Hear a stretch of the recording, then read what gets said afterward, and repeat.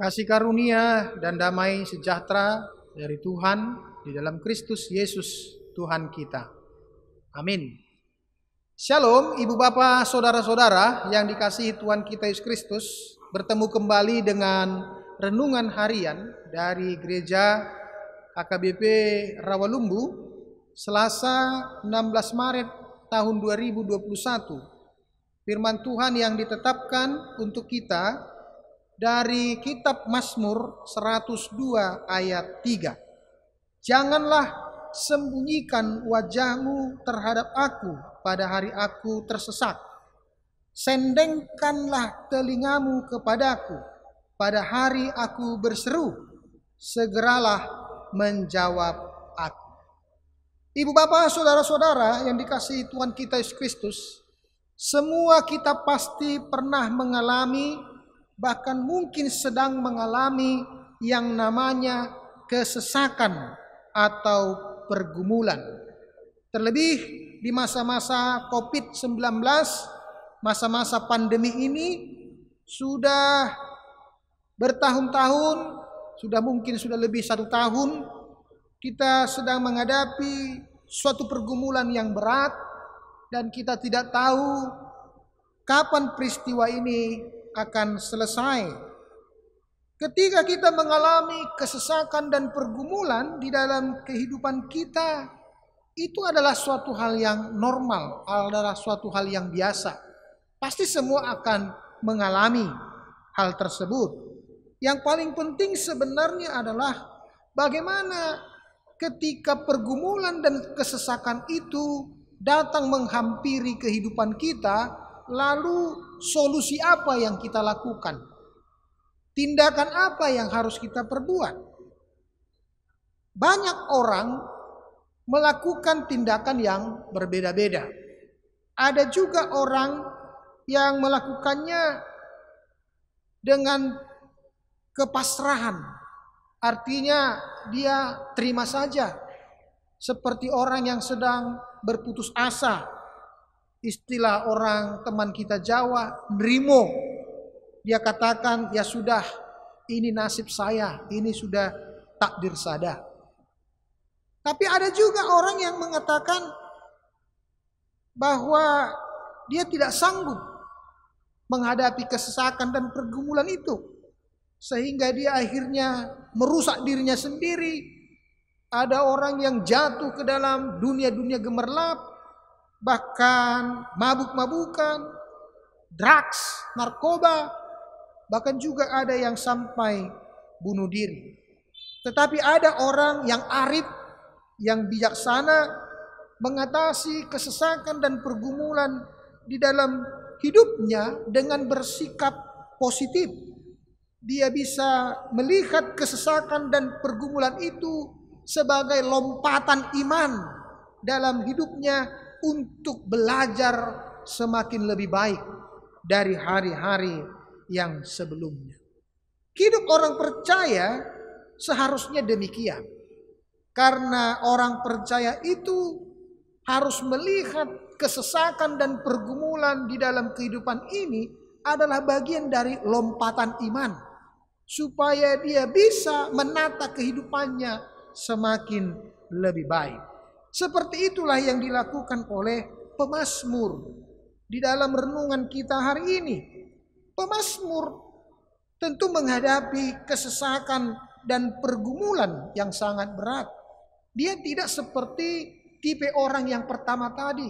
Dia mengatakan, ya sudah, saya tidak bisa berbuat apa-apa, nerimo saja. Seakan-akan dia sudah berada dalam keputusasaan.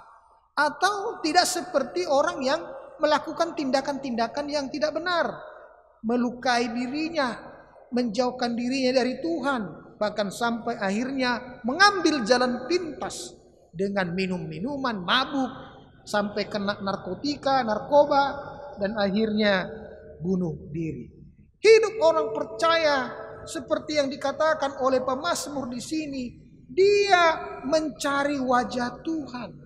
Dia meminta dalam doanya kepada Tuhan supaya Tuhan tidak menyembunyikan wajahnya dan tidak menutup telinganya dari setiap pergumulan dan persoalan yang dia hadapi. Kenapa dia meminta supaya Tuhan tidak menyembunyikan wajahnya, supaya Tuhan tidak mensendengkan telinganya atau memalingkan telinganya dari dirinya? Karena ada pemahaman pada masa itu, Bapak Ibu, kalau Tuhan sudah memalingkan wajahnya, sudah menutup telinganya, berarti Tuhan sudah menutup dirinya dari orang tersebut. Seperti pernah terjadi bangsa Israel. Ketika Tuhan memalingkan wajahnya, sejak itulah bangsa Israel dihajar dan dibudak oleh bangsa-bangsa lain. Mereka akhirnya kalah. Mereka akhirnya terbuang ke tanah orang lain. Tapi kalau wajah Tuhan dinampakkan dalam kehidupan mereka, maka disitulah kuasa Tuhan. Disitulah berkat Tuhan dihadirkan dalam kehidupan mereka. Inilah pentingnya supaya kita memohon dalam doa kita agar Tuhan itu selalu memalingkan wajahnya kepada kita.